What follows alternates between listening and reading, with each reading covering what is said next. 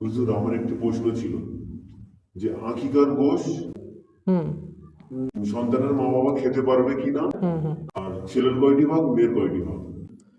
মাশাআল্লাহ, এটা অনেক সুন্দর প্রশ্ন করেছে ভাই। দেখেন, আকিকা সম্পর্কে আমাদের সমাজের মধ্যে একটি প্রচালিত আছে, ভালো করে বুঝবেন।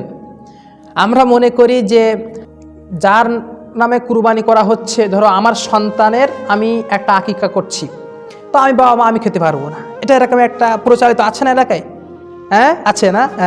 এগুলো করা যাবে না ভাই। আকিকার গোশ সবাই খেতে পারবে, সন্তানের বাবা মাও আকিকার গোশ খেতে পারবে। কেন খেতে পারবে না? অবশ্যই খেতে পারবে, না খাওয়ার কি আছে?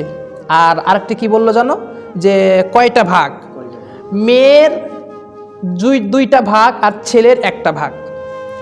আর একটা ছাগলে তো একটাই ভাগ হয়। যদি আপনার মেয়ের আকিকা করেন তাহলে